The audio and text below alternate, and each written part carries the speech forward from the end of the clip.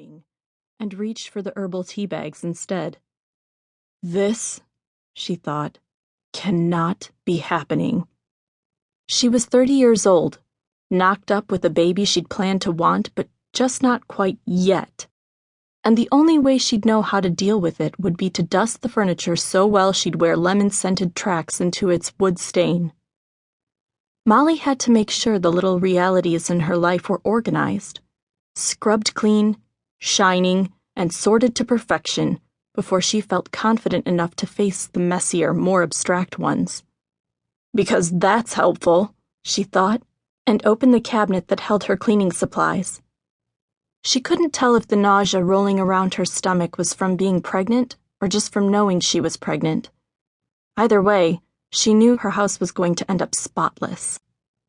By that evening, Molly was on her hands and knees on the hardwood of her living room floor, scrubbing marks off the white baseboards with an eraser sponge. She was still wearing the old Amy Winehouse t-shirt she'd slept in, along with yoga pants she'd pulled from the folded stack of identical pairs she kept tucked in a dresser drawer.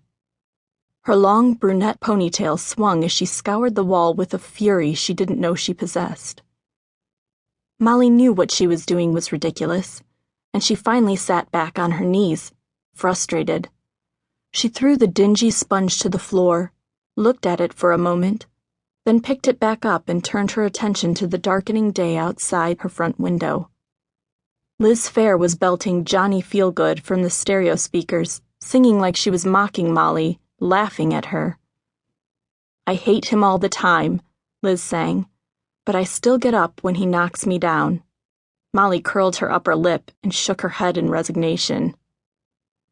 She stood up, brushed herself off, and shuffled into the kitchen to set a plate of leftover carbonara into the microwave to reheat. She shuddered and wrapped her arms around her waist, hugging her elbows, and looked at a photo that hung on the side of her stainless steel refrigerator. Molly looked so happy in the picture, her arms slung around the waist of the man next to her. She should have called him by now. He'd have wanted to be here too. She thought about the night it all started, a few years earlier. After work one Friday evening, she'd wandered into the Barnes & Noble that loomed over a park on Walnut Street in the same neighborhood as her office building. A bunch of coworkers had left at the strike of 5 o'clock to head over to McGillen's old alehouse for the usual happy hour festivities.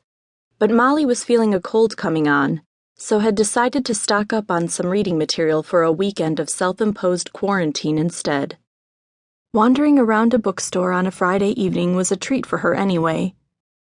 She'd buy a latte from the Starbucks and thread in and out of the aisles of the fiction section, checking out the cover art for the new releases, looking to see if that hardcover she'd had her eye on was out in paperback yet. She had paused by the children's area to smile at 2 toddlers chattering back and forth as they played with some cars on a train table.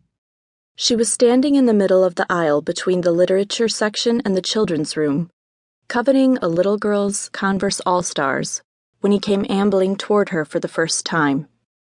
He had a grin spread wide on his face, and a book held in a loose grip by his side. "They're cute, aren't they?" he said, nodding toward the children.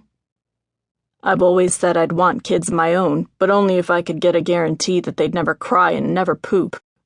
He chuckled, gauging Molly's reaction, and reached up to brush his dark hair off his forehead.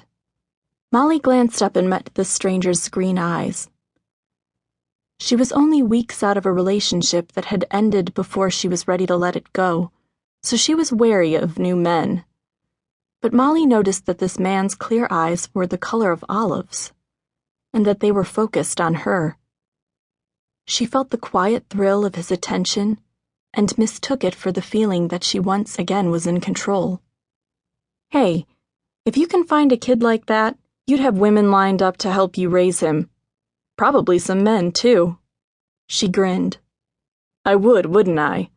Babies are like dogs. It's a proven fact that just holding one makes a man 10 times more appealing to women. You agree with me, right? Molly could swear his eyes sparkled as he looked at her. Oh, he's flirting with me, she thought. Keep it coming, dude. Ah, well, the man in front of her continued.